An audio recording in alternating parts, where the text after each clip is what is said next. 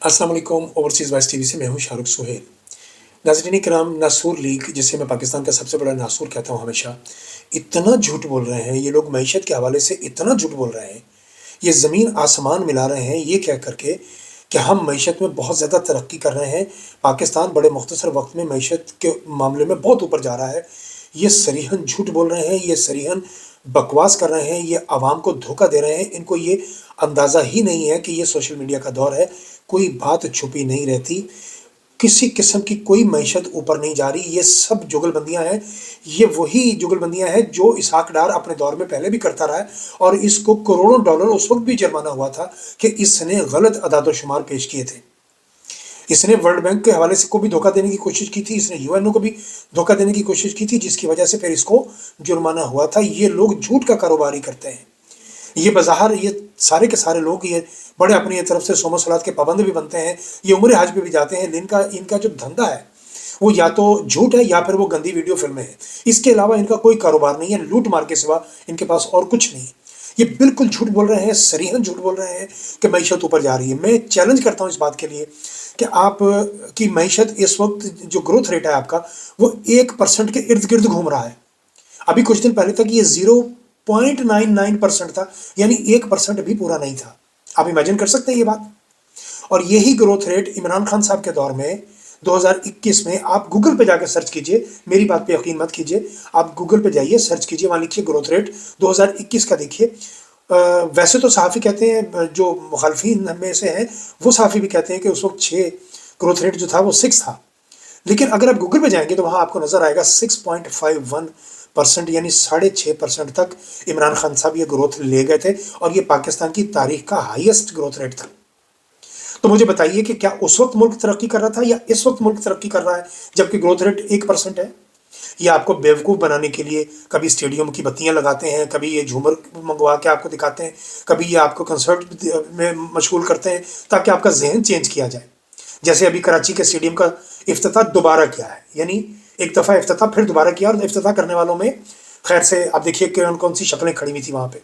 मुराद अली शाह थे, कामरान टेसोरी थे, वो मुफ्ती साहब वो कह रहे थे जिन्होंने कहा था कि ये हज़रत उमर के दौर के बराबर के, मतलब कामरान टेसोरी साहब जो है ये उस तरह की मेहनत कर रहे हैं जो दौर हज़रत उमर के दौर का था। अस्तगफिरुल्लाह अस्तगफिरुल्लाह, नाउज़ुबिल्लाह।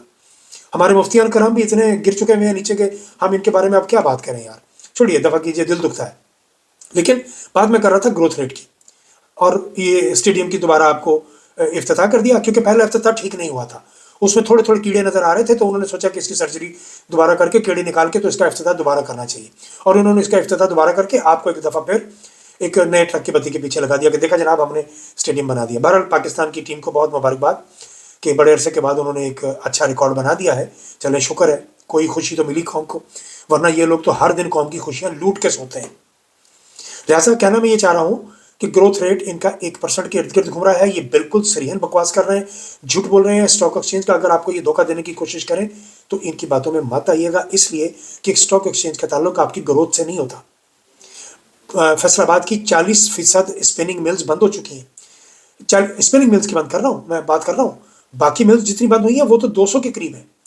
पाकिस्तान की मैशत का बेड़ा गर्क कर दिया, सियालकोट की इंडस्ट्री को बर्बाद कर दिया उन्होंने, गुजरांवाला की इंडस्ट्री को बर्बाद कर दिया उन्होंने, कराची का तो भुरकस निकाल दिया, जो हालत इन्होंने पाकिस्तान की कर दी है, और ये कह रहे हैं कि हम मैशत में तरक्की कर रहे हैं। मुझे कोई एक चीज़, ये हुकूमत का कोई बंदा अगर मेरी बात सुन रहा है तो कोई एक चीज़ बता दीजिए कि आपका कारोबार हुकूमत का है क्या, आपके पास धंधा क्या है, सिर्फ वो बताइए। यानी आपके पास वो कौन सी ऐसी दुकान है यानी आपके पास वो कौन सी ऐसी दुकान है जिसका सौदा आप बेच के अरबों डॉलर पाकिस्तान में ले आएंगे। हर दिन आप किसी मुल्क में जाके तलवे चाटते हैं, 1-1 अरब डॉलर की भीख भी आपको कोई नहीं दे रहा। आप चाइना गए, आपने जरदारी साहब को चाइना भेजा, सिर्फ क्या था कि उनका जो कर्जा था आपने उसको दोबारा से रोल ऑन करा लिया है। बस ये मिन्नत समाजत है। क्या करें वो लोग, उनको पता है कि दे तो ये सकते नहीं, लिहाजा वो कहते हैं ठीक है जी हम आपकी मदद बढ़ा देते हैं। सो ये टोटल मईशत का झूठ है, आपने इस पर कान नहीं धरने, ये आज नहीं तो कल ये कोलैप्स होना ही होना है। सरदार अय्याज सादक बड़े तिरमलाए, बड़े भड़क उठे इस बात के लिए कि एक जज साहब ने ये कह दिया कि जुडिशरी और पार्लियामेंट जो है ये पिलर ये कोलैप्स हो चुके हैं। तो सरदार अय्याज सादक साहब ने बड़ी गैरत, बड़ी हमीयत दिखाने की कोशिश की कि जनाब पार्लियामेंट के लिए आपने ये क्या कह दिया, पार्लियामेंट कोलैप्स कैसे हो गई, पार्लियामेंट का ये है, पार्लियामेंट का वो है।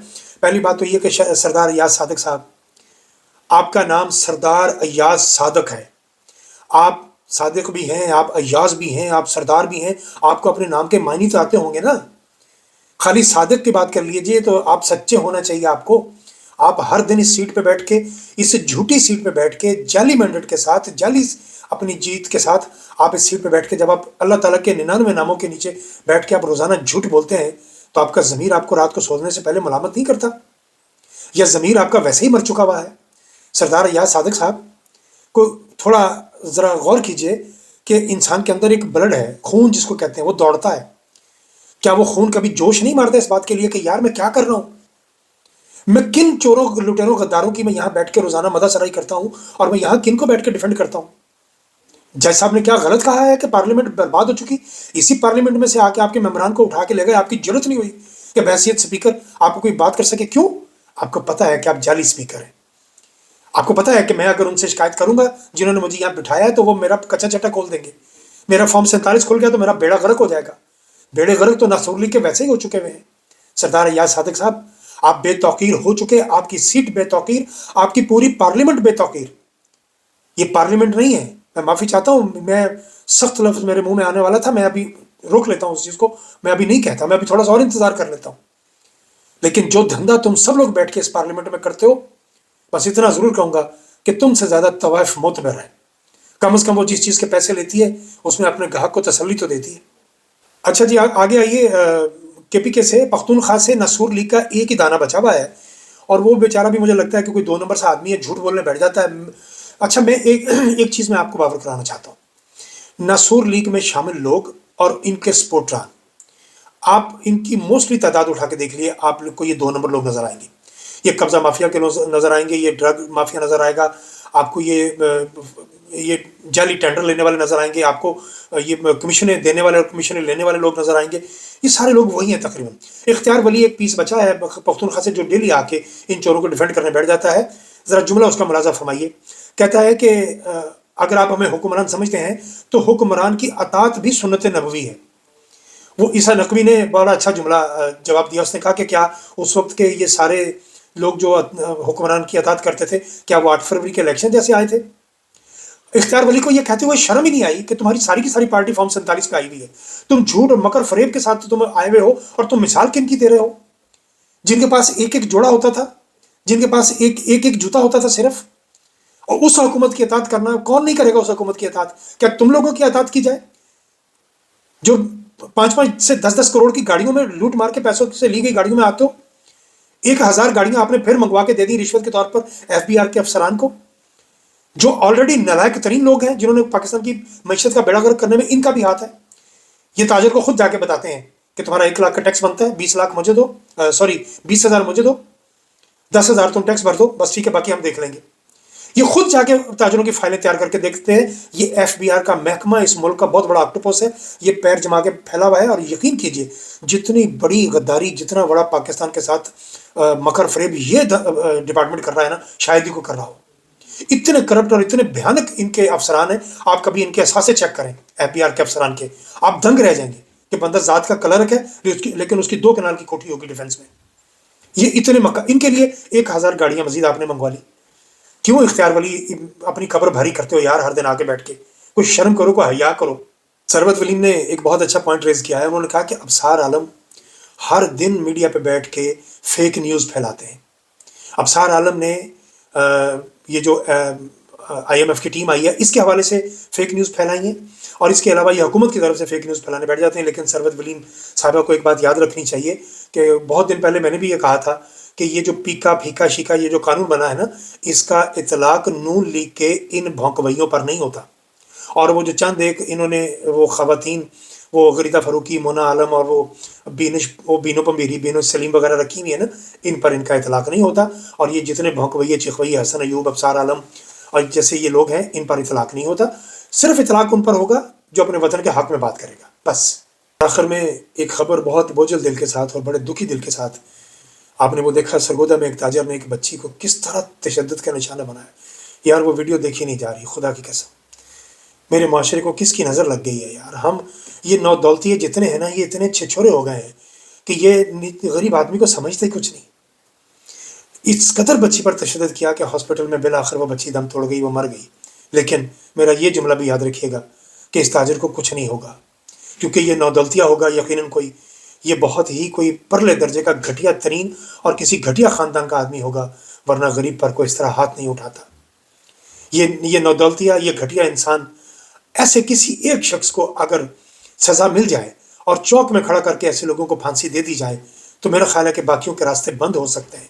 आज तक बच्चों और बच्चियों को रेप करने वाले किसी शख्स को कभी कड़ी सज़ा नहीं मिली, और इस तरह के बच्चों पर तशद्दुद करने वालों को कभी सज़ा नहीं मिली।